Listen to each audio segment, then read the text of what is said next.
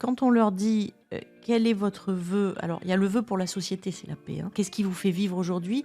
Ils disent tous: «C'est notre réussite». Donc les entreprises n'ont pas d'inquiétude à avoir, en ce sens qu'ils restent très impliqués dans l'idée de réussir leur vie professionnelle et c'est justement parce qu'ils ont envie de réussir qu'ils partiront de la boîte en se disant: «Mais je vais aller dans une boîte où je réussirai mieux parce que je serai en accord avec mes valeurs». Les étudiants masculins doutent un petit peu moins de leur capacité quand on leur offre une position supérieure. Les femmes, la première question qu'elles se posent, et c'est toujours d'actualité, c'est: est-ce que je vais en être capable?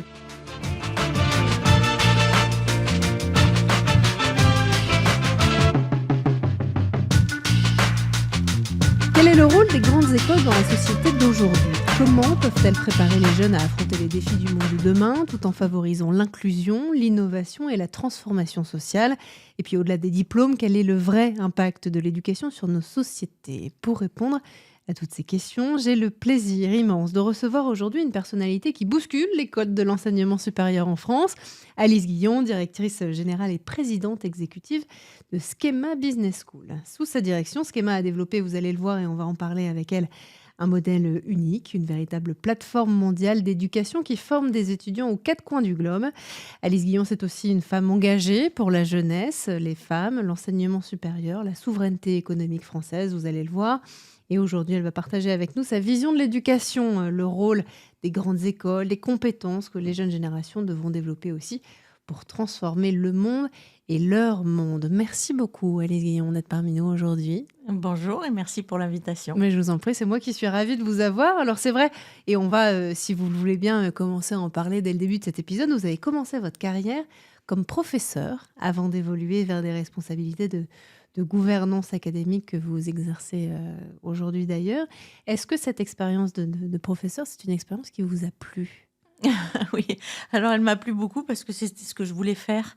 Donc parce que je viens d'une famille où on a 4 générations dans l'enseignement supérieur. D'accord, ah Donc oui. je suis, la 4e et ma fille arrive aussi derrière, donc ça sera 5. D'accord. Et oui, et c'est passionnant. On fait un métier extraordinaire, c'est probablement le plus beau métier du monde, qui est Ouais. celui de transférer et d'accompagner les jeunesses, pour, voilà, s'épanouir et on en parlera tout à l'heure, quel sera leur rôle dans la société. Mais en tout cas, depuis petite, je suis baignée dans cet environnement. J'adore, faire des cours, j'adore la recherche, j'adore transmettre, donc c'était Ouais. naturel pour moi, oui. Vous étiez spécialisée dans un domaine en particulier? Oui, tout ce qui était stratégie et organisation des entreprises. D'accord, sacré domaine, pas mal de Ouais. boulot aussi, effectivement, encore, aujourd'hui.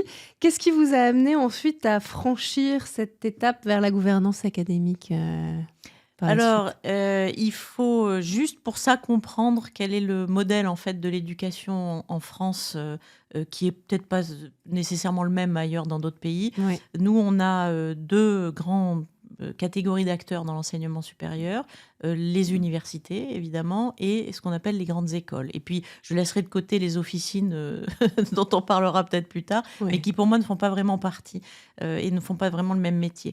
Et donc moi, j'ai démarré parce que effectivement dans la famille, on a toujours été à l'université. Donc j'ai démarré effectivement, à l'université d'Aix-Marseille 2 après avoir fait un doctorat au Canada.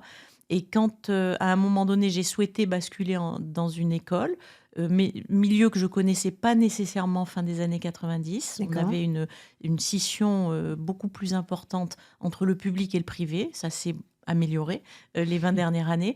Et donc, en faisant ce choix, c'était un choix à la fois personnel et professionnel. C'était que j'avais une petite tendance à m'ennuyer Mmh. à l'université, même si je dirigeais des programmes, un département, c'était pas nécessairement, hyper motivant. Et j'ai eu l'opportunité de me recentrer dans ma ville natale qui était Nice et en rejoignant une école de commerce qui était, l'école historique du territoire qui s'appelait le CERAM à l'époque. Ouais. Et donc j'ai fait un choix à la fois personnel et professionnel et en intégrant l'univers, on va dire, des grandes écoles, j'ai découvert un univers qui était différent à ce moment-là, mais qui finalement, était en évolution aussi, pour pouvoir, faire des propositions, pour le pays, pour la France et puis pour l'Europe et globalement pour la place de l'enseignement supérieur et son rôle dans le monde. Et j'ai trouvé que le challenge était extrêmement passionnant et donc pour ça, il fallait quitter le métier d'enseignant-chercheur Bien pour sûr. pouvoir prendre en charge, en fait, un peu la destinée de l'école et ce que j'ai fait à partir de 2006, puis je suis devenue directrice générale du CERAM en 2006. D'accord. Vous avez une autre expertise aussi, au-delà de la stratégie et de l'organisation des entreprises, c'est celle en intelligence économique, qui a marqué votre parcours. En quoi ça a influencé d'une manière ou d'une autre, votre vision justement stratégique de l'éducation, de l'enseignement supérieur, et de à votre place dans votre rôle, dans ces écoles? Alors ça a été très important. L'IE était un domaine de recherche pour moi. Donc j'avais été, auditrice à l'IHESI et l'IHEDN et effectivement, j'avais pris des responsabilités dans ces groupes-là, des responsabilités de réflexion sur, la souveraineté, sur le rôle des entreprises, la façon dont l'État pouvait défendre les entreprises par rapport D'accord. à la concurrence mondiale et donc c'est un ensemble de méthodes et d'outils d'intelligence économique pour justement se battre à armes égales dans la Ouais. compétition. Et effectivement, quand j'ai pu commencer à dessiner un peu l'avenir à la fois du CERAM et puis ensuite de Schema, l'IE m'a beaucoup aidé à la fois sur le contenu, et la façon dont on devait enseigner et ce qu'on devait enseigner aux étudiants, mais aussi sur la capacité de développer un groupe comme une entreprise à l'échelle mondiale, tout en sachant traiter l'information stratégique, c'est-à-dire qu'elle soit une information faible ou une information très importante et stratégique, c'est la capacité de pouvoir justement avoir cette information, aller la chercher, la Mmh. traiter et la rendre pertinente pour prendre des décisions stratégiques. Donc ça m'a servi à la fois sur le fond et sur la forme, j'allais dire. D'accord. Mm. Mmh. Vous êtes aussi, ça n'aurait échappé à personne, une femme dirigeante dans un secteur où les postes de leadership sont encore majoritairement masculins. Là aussi, vous cassez les codes. On va en parler, presque à chaque question dans ce podcast. Quels défis vous avez rencontrés et comment vous les avez, surmontés? Si vous regardez un peu votre, parcours, vous vous dites: «Bah, ouais, effectivement, il y a encore du chemin à faire sur tel et tel sujet, mais moi, j'ai réussi à craquer, ces points-là». Alors, je pense que le fait d'avoir été quasiment la première femme à la tête d'une école, alors il y en avait eu quelques-unes avant, mais qui étaient passées ou très vite ou qui avaient été à la tête de gros programmes. D'accord. C'est vrai qu'au moment où moi j'ai récupéré le CERAM, je pense que j'étais la seule Ouais. à diriger une école, hein. Je ne parle pas des universités, puisque je pense qu'à ce moment-là, on avait déjà quelques présidentes d'université. Il n'y en avait pas beaucoup, mais il y en avait un petit peu. D'accord. Dans les écoles, au moment où, en 2006, quand je prends les rênes du CERAM, je crois que j'étais la seule. Et ce qui est intéressant, c'est que quand on a un succès, souvent, les gouvernances doutent, hein. Moi, quand j'ai pris la tête de l'école, ma gouvernance m'avait clairement dit: «Vous serez sur surveillance parce que vous êtes une femme et une jeune femme». Donc, C'est dont incroyable. acte. J'ai dit: On verra si je vais y arriver». Et petit à petit, en accumulant, je pense, les succès, puis la création de Schema, le développement de Schema, Ouais. petit à petit, on a vu, alors je dis pas que c'est grâce à moi, mais je pense que les gouvernants se sont dit: «Finalement, on prend pas trop de risques en mettant des femmes à la tête de ces établissements, et même mieux, on a peut-être un peu de performance sociale, on a une performance qui est plus intéressante et plus importante». Et parce qu'on est plus consensuel, parce qu'on est plus dans la protection de la communauté, parce que oui, il y a certains qualificatifs sur le management au féminin qui font que à ce moment-là, ça a permis aux établissements d'être peut-être plus durables, plus successful, et on a moins eu de turnover très important Mmh. dans les directions d'école. Moi, ça fait maintenant 24 ans Ouais, c'est ça. que je dirige ce groupe. Et donc, effectivement, je crois que ça a été vu comme étant finalement peut-être un atout D'accord. aussi d'avoir une femme à la tête d'un établissement d'enseignement supérieur. Et en tout cas, dans le groupe des grandes écoles de commerce en France, aujourd'hui, je pense qu'on doit avoir une dizaine de femmes à la tête des établissements. Et j'ai l'impression, sans flagornerie, mais j'ai l'impression que effectivement le fait que pour moi ça a marché, ça a permis peut-être de rassurer aussi pour Ouais. les gouvernances. Donc je l'analyse un peu comme ça. Est-ce que vous imaginez aussi, ou vous dites que grâce à votre parcours, et le fait d'avoir été quelque part pionnière dans ce sujet-là, d'autres femmes se sont dit: «Bah, moi aussi, c'est possible»? Je le souhaite parce que Ouais. c'est ce qu'on fait aussi nous avec les étudiants, c'est de pouvoir les accompagner pour qu'elles osent. Mmh. Le problème quand on a des étudiantes par rapport aux étudiants, c'est qu'effectivement les étudiants masculins doutent un petit peu moins Bien sûr. de leur capacité quand on leur offre une position supérieure. Les femmes, la première question qu'elles se posent, et c'est toujours d'actualité, c'est: est-ce que je vais en être capable? Mmh. Et donc elles se posent un peu des barrières. et elles n'osent pas nécessairement craquer en disant ben non, j'y vais, je vais montrer que ça va marcher. Donc ça, c'est un travail qu'on fait nous aujourd'hui à l'école, en tout cas d'accompagner les jeunes femmes dans le fait d'oser négocier un salaire, d'oser dire oui, je vais réussir et pas nécessairement se mettre en doute chaque fois qu'on leur propose de jumper sur un nouveau poste. Donc oui, il y a un gros travail qui est fait maintenant, je pense, et d'ailleurs dans toutes les écoles. Nous, on le fait à Schema, mais dans beaucoup d'écoles, on fait ça sur la diversité parce qu'il faut qu'on les accompagne, parce qu'on sent qu'il y a toujours un petit décalage quand même encore culturel. Oui. Quels sont les aspects de votre rôle de directrice générale qui vous passionnent le plus au quotidien, Alice? Alors moi, j'aime 2 choses particulièrement. Le people, c'est-à-dire le Les management d'une équipe. Ah ouais. Il faut aimer les gens quand on est à la direction d'une école. En Ouais. plus, il faut aimer les gens, il faut aimer les petits et il faut aimer les étudiants. Et donc, et ils le sentent. Et Ouais. quand vous avez de la bienveillance et que vous accompagnez les gens, que vous les écoutez, vous pouvez avec bienveillance très souvent dire que vous n'êtes pas d'accord ou vous les aider en les manageant. C'est beaucoup plus simple que de rien dire et d'avoir une forme de décision brutale au bout d'un moment. Donc ça, c'est une partie que j'aime beaucoup et je pense que les collaborateurs de l'école maintenant apprécient, je crois, ça, parce qu'ils savent qu'il y a beaucoup de bienveillance, beaucoup de confiance et j'allais dire, entre guillemets, beaucoup d'amour parce que c'est une communauté, on se voit tous les jours, on s'apprécie, donc il faut s'aimer. Donc ça, c'est un premier point qui est passionnant pour moi. Et le deuxième point qui est passionnant, c'est l'élaboration de la stratégie, parce que je le fais depuis que j'étais au CERAM et à Schema. Et ça m'a toujours passionnée d'élaborer des stratégies disruptives pour montrer, pas pour dire nécessairement Schema est différent et donc on fait mieux que les autres. C'est pas du tout l'objectif. L'objectif, c'est de dire il y a des contraintes qu'on perçoit dans nos environnements. C'est vrai dans l'enseignement supérieur, mais c'est vrai dans d'autres secteurs. Et moi, je veux toujours montrer qu'on peut passer outre et on peut réussir tout en ayant des contraintes qui souvent sont vues comme étant rédhibitoires pour la majorité des dirigeants. Et ils disent « Ah oui, mais on ne peut pas fonctionner parce qu'on n'a pas assez de moyens, ou on a trop de contraintes, ou il faut nous aider, ou l'État doit intervenir. » Moi, je suis toujours partie du principe qu'il fallait qu'on montre que c'est possible pour qu'on ouvre une voie et que derrière, d'autres s'engouffrent dedans. Bien sûr. C'est l'idée de faire bouger les lignes et d'être pionnier qui me passionne terriblement dans ce métier. Sympa. Très sympa. Le rôle d'Undine, d'ailleurs, a beaucoup évolué ces dernières années. Aujourd'hui, quelle est justement, selon vous, la mission essentielle d'Undine dans un environnement académique de plus en plus globalisé, en pleine mutation aussi? Je ne sais pas d'ailleurs, avant peut-être de vous poser cette question-là, Schema, ça représente combien d'écoles partout dans le monde là? Nous, on est sur 10 sites aujourd'hui. C'est une seule école avec une seule marque. C'est une multinationale monomarque. Donc, on a 10 sites qui délivrent la même marque, des programmes adaptés chaque fois au pays dans lesquels nous sommes. Ouais. Et c'est une plateforme en ce sens que nos gamins peuvent bouger tous les 6 mois, tous les ans, tous les 2 ans s'ils le souhaitent, sans quota, sans nécessairement devoir montrer patte blanche chaque fois. Et ce système d'exposition mondiale, en fait, a fait, je pense, la réussite de l'école. Mais pour revenir à votre question sur les DIN, je pense que la direction générale d'une école, c'est un des métiers les plus durs.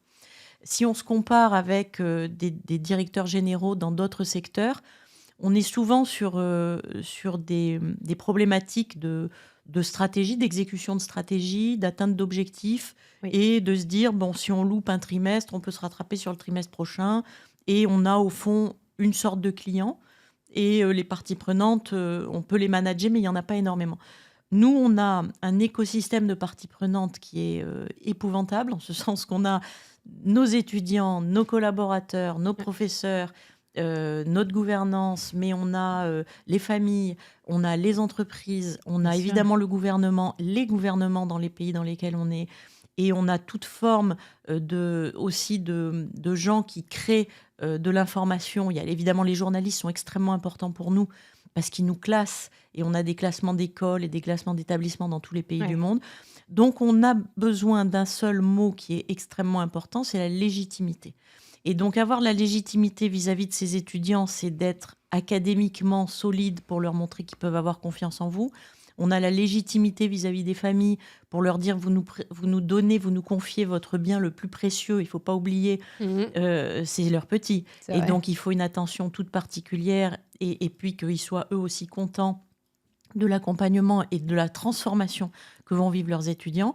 Les entreprises sont aussi en quelque sorte nos clients, en ce sens qu'ils viennent récupérer sur un marché des connaissances les talents que nous avons formés et que nous avons accompagnés parce qu'on a anticipé qu'ils en avaient besoin. Ouais. Donc il y a un dialogue aussi avec ces parties prenantes qui est extrêmement important, plus énormément de contraintes que nous met le ministère, qui ne met pas forcément dans d'autres secteurs. On a des barrières en termes Par d'encadrement, taux Ah oui. d'encadrement par le corps professoral, taux d'encadrement par des profs qui publient. On a des ratios de staff pour accompagner les étudiants, la présence d'un campus, la présence de l'innovation technologique, Ouais. ce qu'on fait des nouvelles tendances, puisque nous, on est touchés très fortement par les nouvelles tendances dans les marchés des connaissances. Aujourd'hui, par exemple, on en a 2 qui sont extrêmement visibles et fortes, c'est l'intelligence artificielle et le développement durable. Et donc, toutes ces parties prenantes attendent de nous que nous soyons toujours à la pointe scientifique. Ah oui. Et donc, on doit renouveler la connaissance de nos chercheurs en permanence.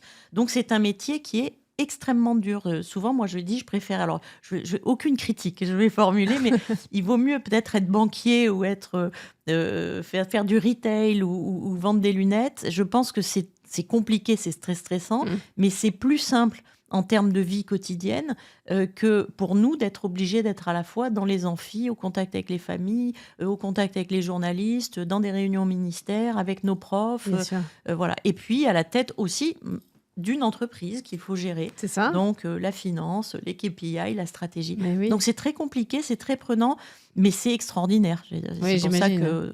Alors, on n'a pas énormément de gens qui se bousculent pour pouvoir prendre la tête des écoles ou des institutions, mais globalement, c'est un métier qui est absolument passionnant. Pourquoi ils se bousculent pas, justement? Parce que c'est tellement... C'est très dur. Ouais, c'est ça. C'est très dur, vous travaillez...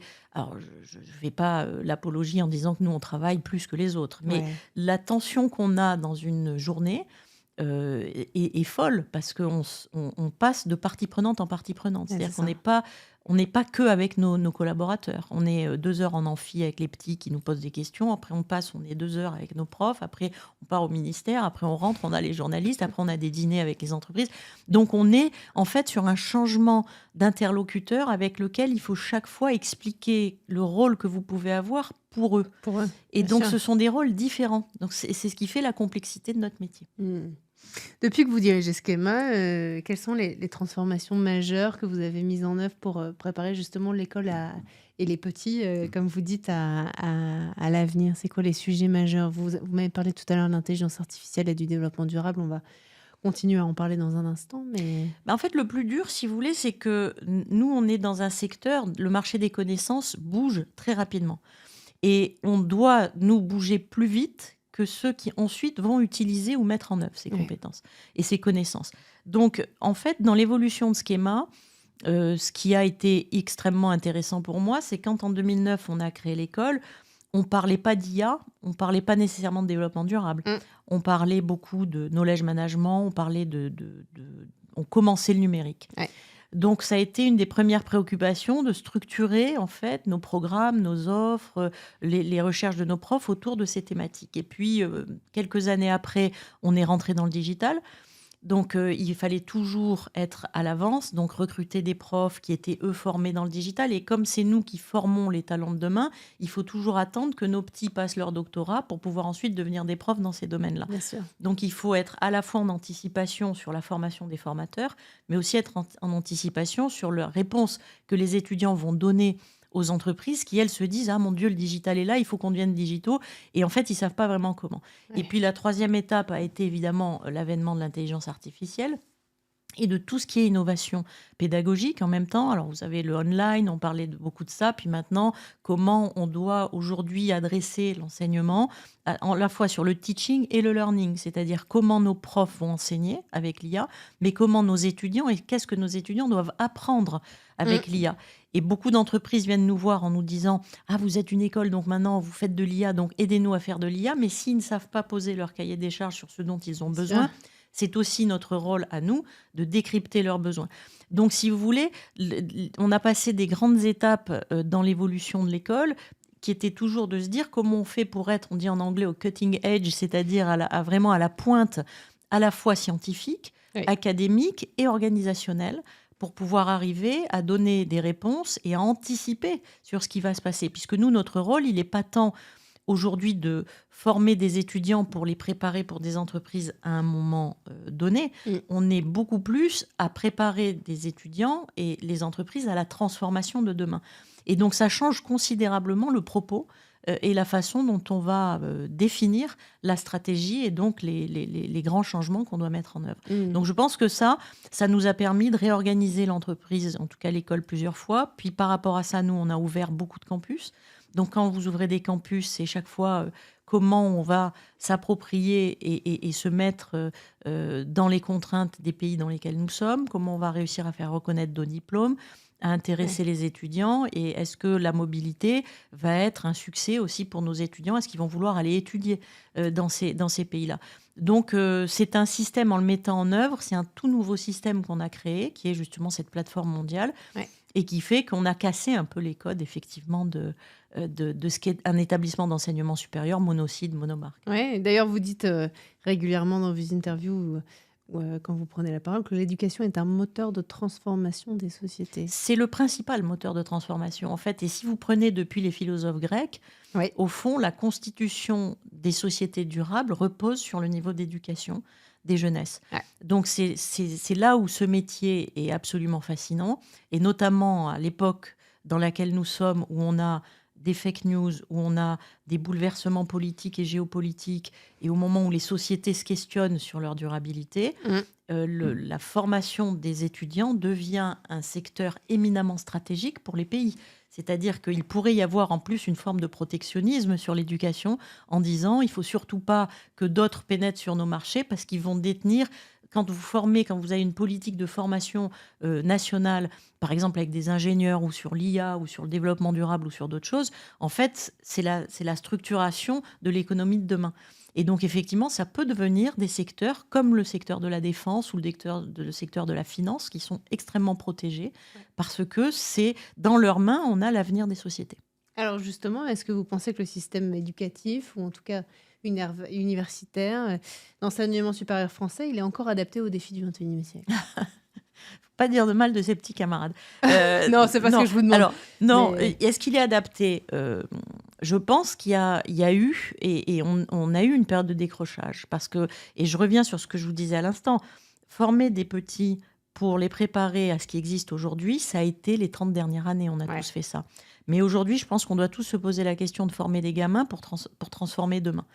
Et donc, est-ce qu'on est tous prêts et alignés pour que ça se fasse collectivement? Non. Parce qu'on a aujourd'hui, en tout cas dans notre secteur, on a une chose qui est très importante, c'est la liberté académique. C'est-à-dire que vous ne pouvez jamais imposer à un professeur de faire des recherches ou de travailler avec des entreprises sans qu'il l'ait décidé. Et vous avez le deuxième point qui est extrêmement important, c'est la peer review, c'est-à-dire que le CV et la trajectoire d'un collaborateur professeur se fait par ses pairs.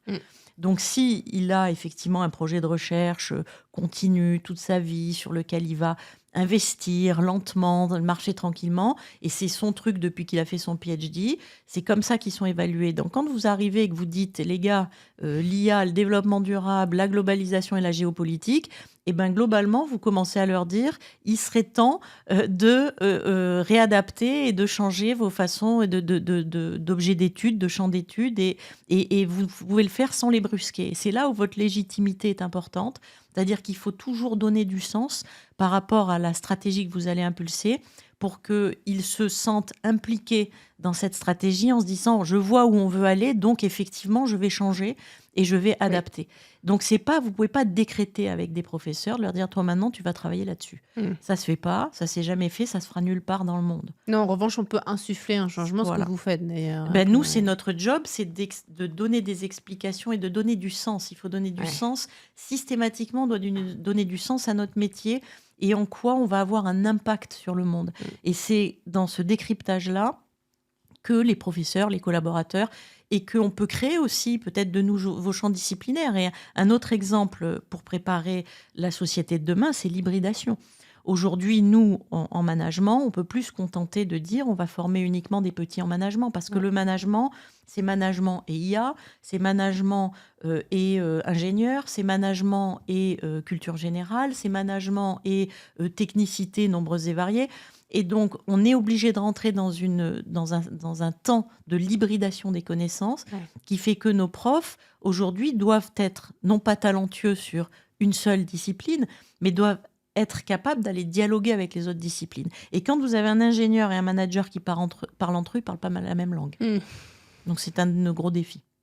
Alors justement, comment vous les préparez, vos étudiants, à naviguer dans un monde de plus en plus influencé par l'intelligence artificielle, ces questions d'esprit critique qui, j'imagine, doivent être au cœur aussi de votre pédagogie, le changement climatique, la transition écologique, ça en fait quand même des sujets à transmettre et sur lesquels il faut sensibiliser ces petits. Oui, et c'est une très bonne question parce qu'aujourd'hui, on peut plus se contenter de transmettre en salle de classe. Et notamment avec l'IA, alors vous avez dit un mot qui est un mot-clé, c'est l'esprit critique. Aujourd'hui, plus il va y avoir d'intelligence artificielle, plus on devra préparer les petits à justement avoir de la distance et de l'esprit critique avec l'information et avec ce qui est le vrai du faux. Pendant des années, et je me plais à le dire régulièrement à nos collaborateurs, notre métier, c'était de distinguer le bon du mauvais. C'est-à-dire, on devait dire ça c'est bien et ça c'est pas bien. Aujourd'hui, on n'est plus du tout dans cette dialectique-là. C'est qu'est-ce qui est vrai, qu'est-ce qui est faux. La chance que nous avons dans les établissements d'enseignement supérieur, c'est que nos professeurs créent des connaissances. Et ces connaissances, elles sont validées par les pairs. Donc, cette connaissance est vraie. À aucun moment, on ne peut falsifier dans l'enseignement supérieur, dans l'académique, le scientifique, on ne peut pas falsifier de résultats. Parce qu'on a trop, si vous voulez, d'étapes de vérification. Donc, on a entre nos mains, en quelque sorte, une vérité. Et cette vérité, il faut la transmettre. Et il faut arriver à dire à nos petits, on vous transmet ce qui est, en quelque sorte, la réalité ou ce qui devrait être la vérité. Et vous devez prendre de la distance avec cet équipement qu'on vous donne, de regarder avec ce que vous entendez effectivement parler, passer sur les réseaux sociaux, l'intelligence artificielle, etc. Donc, on doit effectivement leur transmettre des éléments de compréhension en salle de classe, mais on doit les faire vivre parce que cet apprentissage, c'est que du learning by doing, c'est-à-dire qu'à aucun moment, on ne peut dans les livres devenir un leader, on ne peut pas dans les livres avoir seulement la vérité et se dire ça y est, c'est la vérité parce que je l'ai lu. On ne peut pas non plus avoir un avis sur le monde sans avoir vécu le monde. Et c'est ce qui a fait qu'à un moment donné, dans l'équipement que l'on donne, nous, à Schema, à nos petits, vous avez effectivement donc le teaching, c'est-à-dire le fond de ce qui va leur être enseigné. Il y a la forme de ce qui va leur être enseigné, c'est-à-dire quelle capacité à prendre de la distance. Et pour développer l'esprit critique, il y a une seule et bonne manière, et Socrate nous l'a enseigné, c'est la philosophie. C'est-à-dire c'est le seul moyen pour eux de réfléchir en pleine conscience sur quels sont les grands enjeux de la société. Et il y a cette mobilité dans laquelle ils vont aller au contact des autres jeunesses, au contact d'autres cultures, non pas pour imposer leur vision en disant « moi j'ai appris ça et donc ça c'est bien, il faut que vous l'écoutiez ». Et c'est pour ça que nous, avec cette plateforme mondiale, on les met au contact les uns des autres en disant « attention, vous avez des divergences et c'est normal, on ne peut pas tous avoir la même science et la même vision parce que culturellement, vous avez, et philosophiquement, vous avez des approches de la société qui sont différentes. Et donc, il faut le respecter. Et donc, ce qu'on fait, c'est aussi dans cette mobilité, on leur fait vivre et multiplier des expériences, que ce soit des expériences d'apprentissage, des expériences professionnelles, mais des expériences de rencontre aussi avec d'autres jeunesses, pour qu'ils puissent s'apercevoir que ces divergences sont stériles et qu'à un moment donné, on n'est pas là, nous, Schema, pour dire il n'y a plus de divergence, on est là pour dire quel est le plus petit commun dénominateur sur lequel vous allez vous entendre, vous, jeunesse du monde. Et à ce moment-là, pays par pays, vous pourrez agir et vous pourrez commencer à faire bouger les lignes. Et si vous les bougez collectivement, toutes les jeunesses du monde ensemble, vous aurez beaucoup plus d'impact et de résultats que si moi je le décrète en tant que doyenne ou si un président de la République le décrète. Donc il faut que ça vienne d'eux.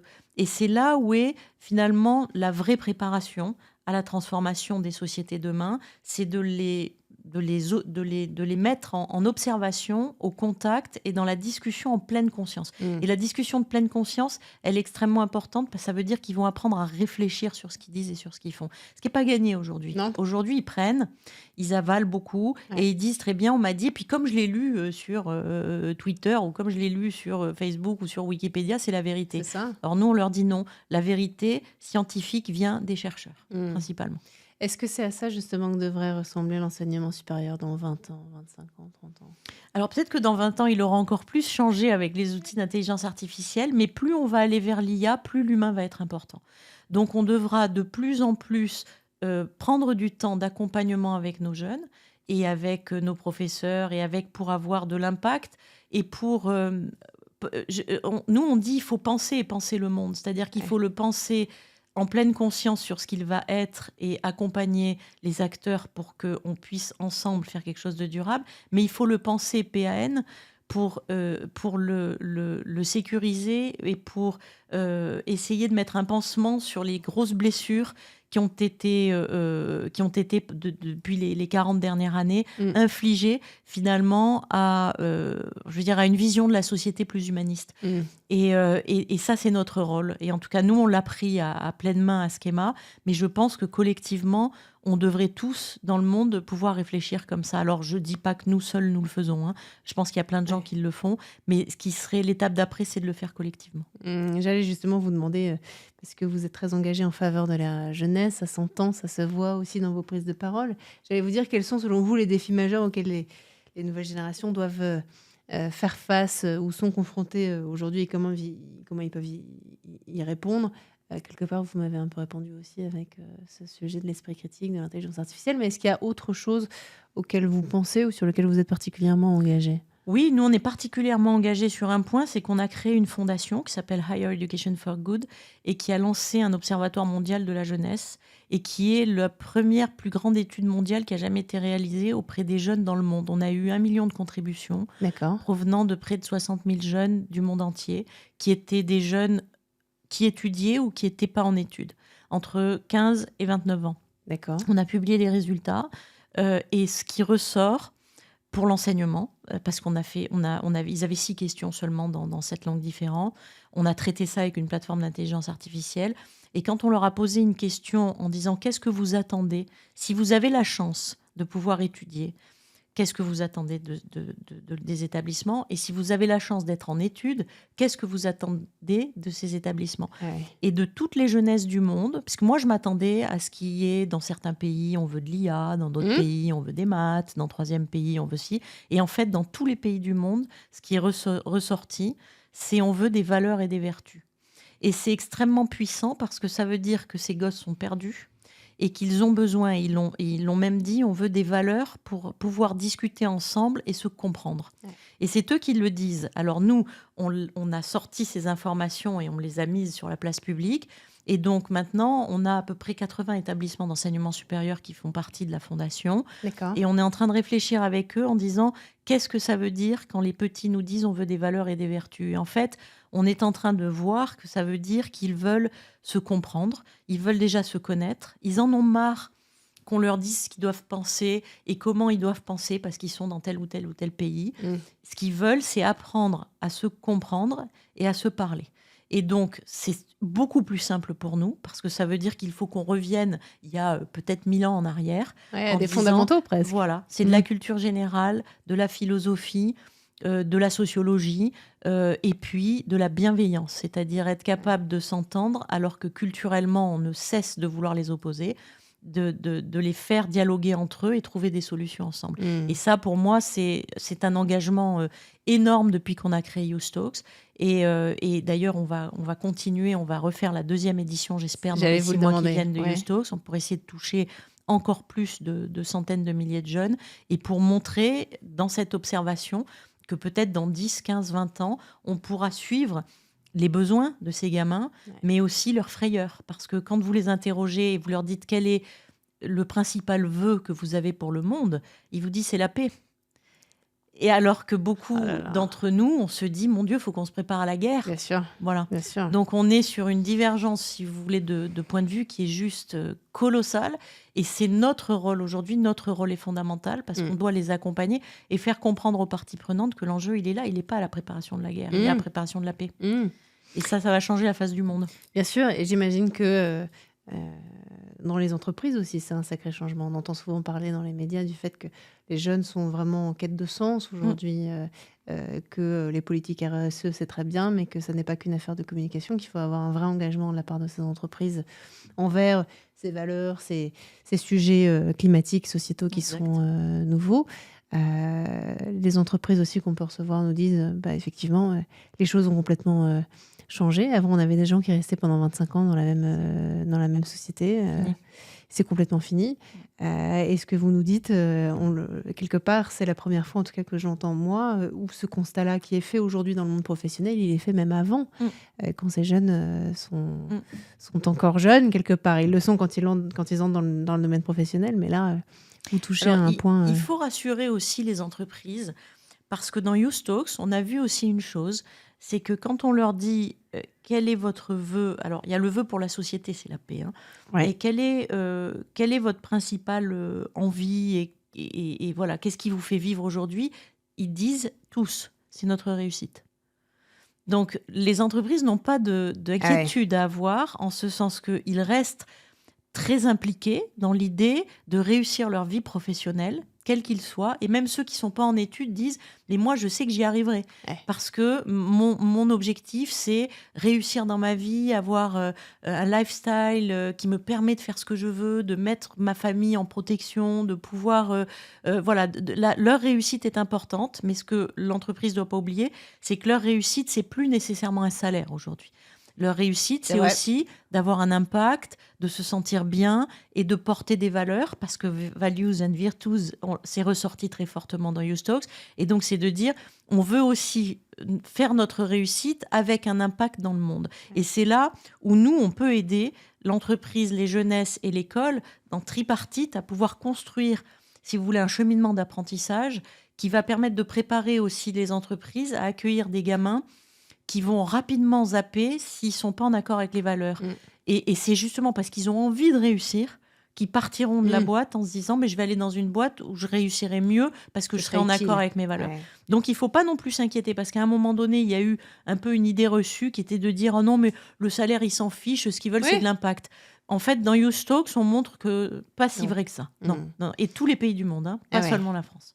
À quoi c'est dû, selon vous, justement, cette prise de conscience quelque part de la jeunesse? Parce que chaque génération a ses différences, ses spécificités, ses valeurs, etc. Mais là, on a l'impression qu'avec cette nouvelle génération, le truc est complètement différent. Il y a eu le 11 septembre 2001. Est-ce que ça a eu un impact sur cette génération ou pas? Elle était peut-être encore un peu jeune. Mais vous voyez, ce que je veux dire, c'est que la génération d'avant, il y a eu mai 68.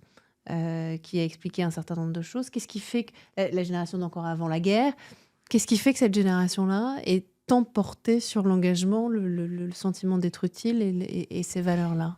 Moi, j'ai une seule réponse, c'est que la digitalisation de la société les a complètement éloignés les uns des autres. Et elle les a éloignés des familles, elle les éloigne de leurs amis, elle les éloigne dans l'éducation aussi, puisqu'on fait de plus en plus d'online. Et donc, ils ont perdu le sens de collectivement être engagés. Et donc, plus on a mis de digital, plus on aurait dû travailler sur une réhumanisation, en fait, de la relation et le fait qu'ils doivent se parler au-delà de s'écrire quand ils sont sur la même table où ils s'envoient des SMS ou des WhatsApp. Au fond, c'est extrêmement destructeur parce que ça les isole complètement. Et donc, je pense que la digitalisation, avec l'avènement de l'Internet, avec tout ce qui est venu derrière avec l'IA, les éloigne encore plus. Ils vivent isolés, ils vivent dans un monde virtuel parfois.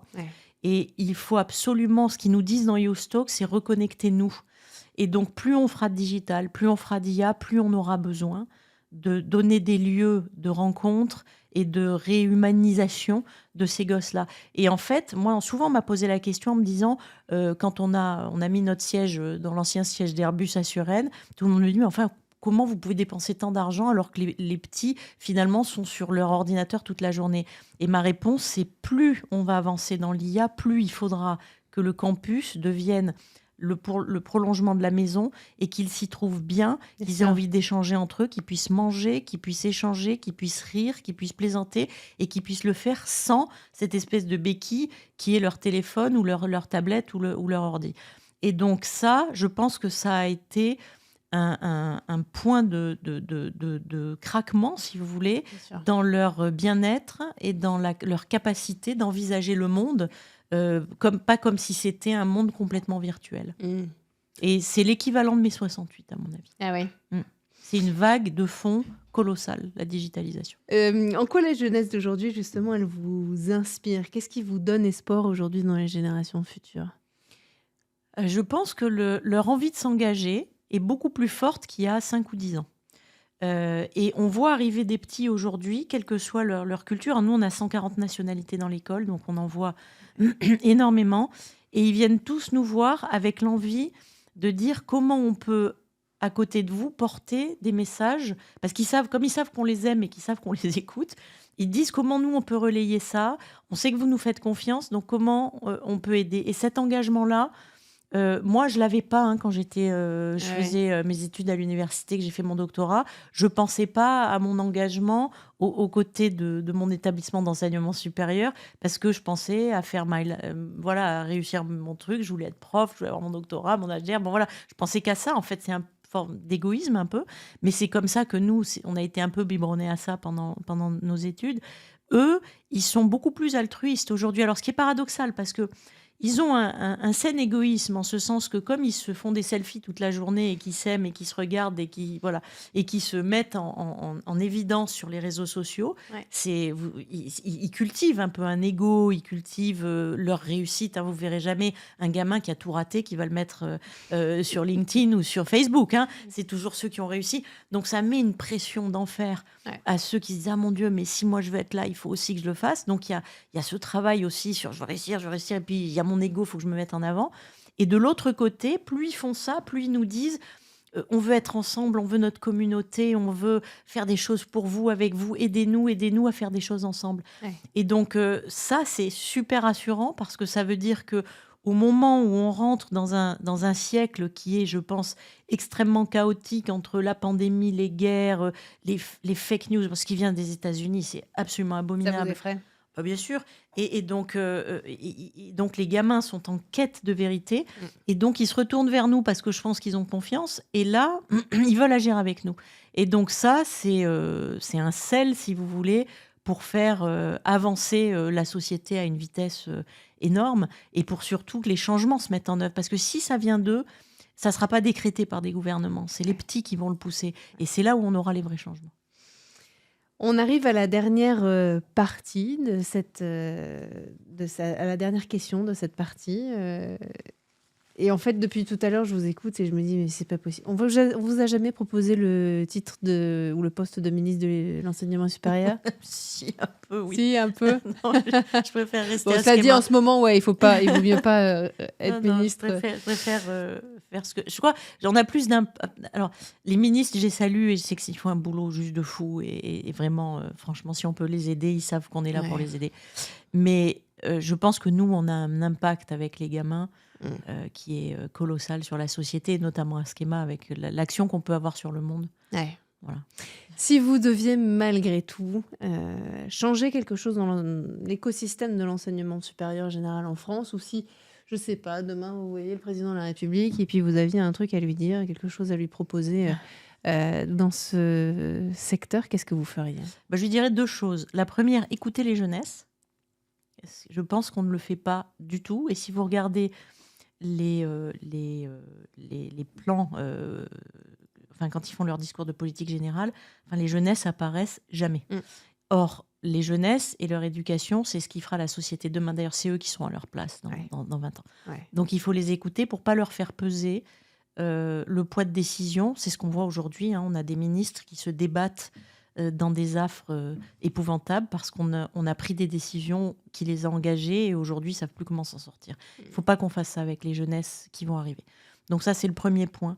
Ce que je dirais effectivement au président de la République. Le deuxième chose que je lui dirais, c'est laissez-nous travailler tranquille. Nous, on est sur des temps très longs. Je veux dire, former un étudiant, c'est pas comme faire une collecte, aller vendre des appareils, des machines à laver, des logiciels. C'est pas comme même nourrir la population. On fait on cueille des légumes, des fruits, on élève des bêtes pour avoir du lait, etc. On a des temps très précis. Nous, c'est très long. Je veux dire, former un étudiant, c'est entre 5 et 8 ans. Former un esprit critique, on ne peut pas le faire en 6 mois. C'est pour ça que je ris un peu quand on a plein d'officines ou d'entreprises qui nous disent, nous, on n'aura plus besoin de diplôme parce que nous, en 6 mois, on va leur donner des compétences. Certes, ils leur donneront une compétence pour aller utiliser, visser un écrou ou utiliser ou coder, par exemple, dans une entreprise, mais ils ne leur donneront pas les clés de leur épanouissement personnel. Ouais. Donc, nous, on est vraiment sur un métier à temps très long, et les gouvernements successifs n'ont de cesse de venir nous changer les règles du jeu, parce qu'ils estiment que ça sera populaire probablement pour leur électorat, et donc chacun veut laisser sa patte, alors qui va changer le nombre de crédits, qui va enlever les maths, qui va remettre les maths, c'est complètement destructeur. Okay. Et donc il faut qu'ils laisser aux experts le fait de définir ce que seront les grands programmes des années à venir. Faites-leur confiance et laissez-les travailler. Arrêtez de leur dire un coup il y a de l'apprentissage, un coup il n'y a plus d'apprentissage. Voilà. Il faut qu'ils nous laissent tranquilles, qu'ils s'occupent. Il y a plein de trucs dont ils peuvent s'occuper, franchement, il n'y a pas de problème. La sécurité, il y a des tas de choses qui peuvent s'occuper, la santé, voilà. Mais l'éducation, laissez faire les professionnels, je pense. Le message est passé, en tout cas, merci beaucoup. On va passer maintenant, nous, de notre côté, à la dernière partie de cette interview. Je vais vous poser une dizaine de questions rapides qui demandent des réponses un peu plus rapides. Notamment, première question, quelle est, Alice, votre plus grande fierté dans votre parcours ? C'est la création de Schema. Ouais. Diplôme ou expérience ? Expérience. Pourquoi ? Parce que partir de la fusion de 2 établissements qui était en milieu de tableau, et quand on a créé Schema, on m'a dit que 2 morts vivants, ça faisait pas un vivant. Si vous voulez, ça a été un challenge oui, c'était un challenge que j'ai pris en disant, je vais vous montrer que non seulement ça fait un vivant, mais ça peut faire un vivant avec des super pouvoirs. Et voilà, et je pense que ça peut marcher. La qualité la plus importante pour réussir dans l'enseignement supérieur en France ? La légitimité et le fait d'aimer les étudiants.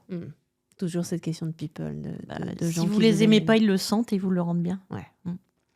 Une chose que vous changeriez dans l'enseignement supérieur ?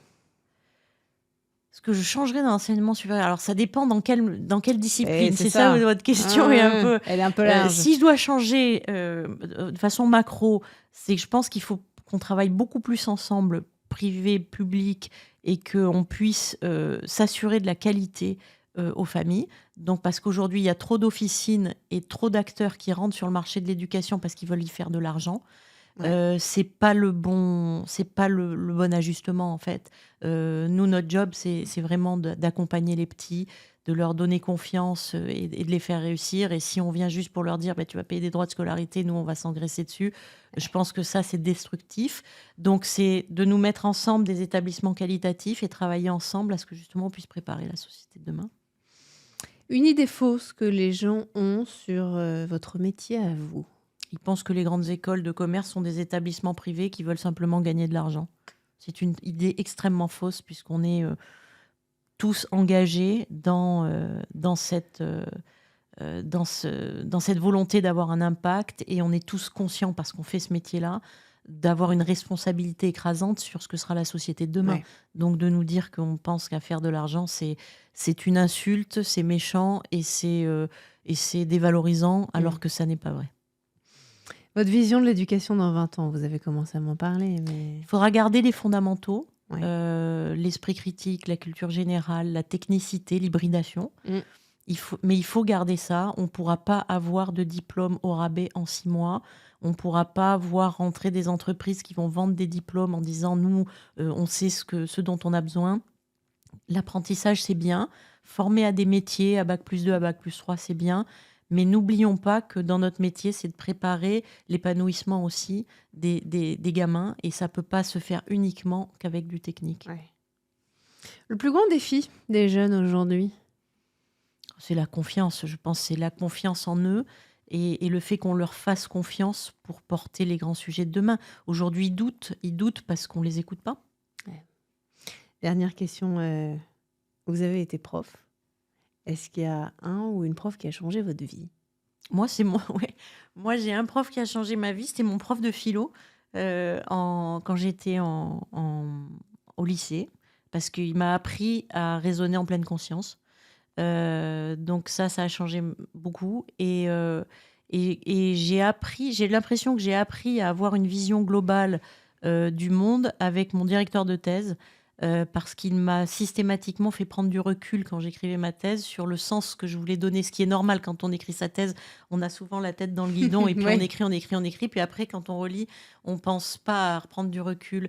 Et lui m'a beaucoup aidé en me disant chaque fois, dès que tu écris une ligne, pose-toi la question de savoir à quoi ça sert en fait. Et ça m'a beaucoup aidé à prendre de la distance quand après j'ai élaboré la stratégie de l'école. Ouais.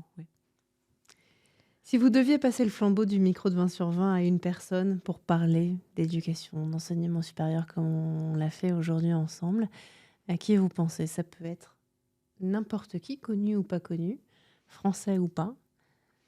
Je pense qu'il faudrait inviter des représentants de plusieurs disciplines déjà en France, des biologistes, des sociologues, des sciences différentes à dialoguer ensemble sur un thème. Par exemple, vous pourriez faire une interview. Je vous donne un tips. Les valeurs et les vertus que souhaitent les jeunesses, je pense qu'il faut le voir à la fois par des gens dans des religions différentes, par des sociologues, par des économistes et par des biologistes. Et je dis biologiste parce que j'en parle souvent avec notre ancienne ministre Frédérique Vidal, qui est biologiste et qui a une vision en fait comparative de l'évolution de la société au travers aussi de l'évolution de l'humanité et de comment un être est constitué, comment il apprend et comment il transmet. Et je pense que c'est important, en mettant ces gens-là autour de la table, si vous leur dites les gamins veulent des valeurs et des vertus, vous l'analysez comment? Je pense que ça peut être passionnant. Tout à fait. J'en ai déjà envie, effectivement. Merci beaucoup, en tout cas, pour cette proposition et surtout d'avoir été parmi nous aujourd'hui. Merci pour votre invitation. Ravie de cet échange. J'espère que ça vous aura plu. En tout cas, moi, j'ai appris plein de choses au-delà de ça et puis j'ai été très inspirée. Merci beaucoup à nouveau. Et puis, nous, on se donne rendez-vous très bientôt pour un nouvel épisode de 20 sur 20.